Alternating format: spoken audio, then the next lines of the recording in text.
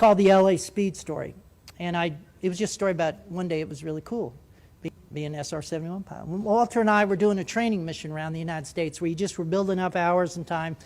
And we take off out of Beale, hit a tanker in Idaho, rip on up to Montana, zip across Denver, hang a right turn in Albuquerque, out over Los Angeles, up to Seattle, back into Sacramento, 2 hours, 21 minutes.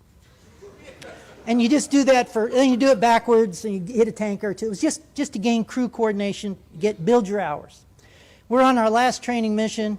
We're over Tucson. I can see downtown LA from Tucson. We're at 89,000 feet. I can see the whole western United States bathed in a warm October fall glow. I can see the chain of Rocky Mountains from Canada to New Mexico. I could just see the most beautiful picture laid at my feet, and the air as smooth as glass. Not a gauge moving in the cockpit. It was perfect. Now I'm thinking, we bad.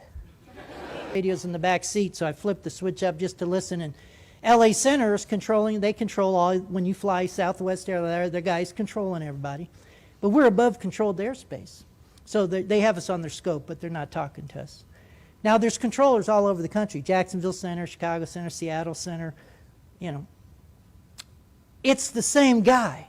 They all talk the same. And it's really cool the way they talk because they make you feel important as a pilot. They don't just say, yeah, okay, here's your thing.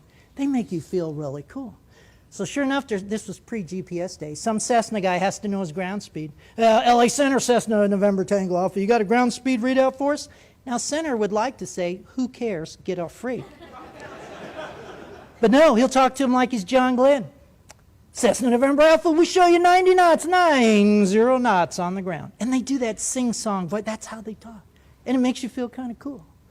Right after that, a twin Bonanza came up to pimp the guy for speed, I guess. And LA Center, Twin Beach, whatever. You got a ground speed readout for us? And Center likes it. God, it's Friday. Why me? God, please, just get off free. But he's going to talk to him like he's Air Force One. Twin Beach, we show you 121, 20 knots on the ground. And right after that, a Navy F-18 out of Lemoore popped up on frequency. And you knew it was a Navy guy because he talked really slick on the radio. Said, Dusty 5-2 has a ground speed indicator in that $1 million F-18 cockpit. It's right there in the heads-up display. Why is he calling Center to broadcast his speed? I get it. We have just the meanest, baddest, fastest military jet in the valley today. We're taking our little Hornet jet over Mount Whitney and ripping across Death Valley. We want everyone from Fresno to the coast to know what real speed is. And you can almost hear a little glee in the controller's voice like, we have put an end to this. Dusty 5-2, we show you 620, 620 knots across the ground. And it was that across the ground. See that little knife like, I hope nobody else has the nerve to get on frequency now. And there wasn't an airliner from Seattle to San Diego that wanted to be next on Freak. It's sort of an etiquette thing amongst flyers. And a 12-year-old was reaching for the mic button. And I thought, oh, no, wait, Walter's in charge of the radios. I flew single seat all those years, but I'm in the family model now, and I wanted, no, it's the Navy. They must die. They must die now.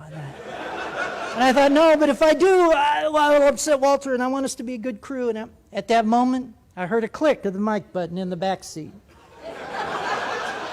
Ladies and gentlemen, Walter and I became a crew at that moment. In his best innocent voice, LA Center, Aspen 30, have you got a ground speed readout for us?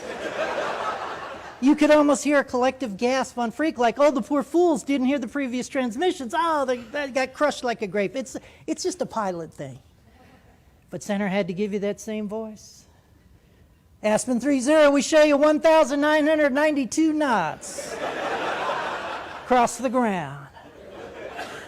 When I knew I was going to like Walter a lot is when he came back and said, Center, we're showing a little closer to 2,000. Ladies and gentlemen, we did not hear another transmission on that frequency all the way to the coast. The king of speed lived, the Navy had been flamed, and a crew had been formed. For just a moment, it was absolutely fun being the fastest guys on the block.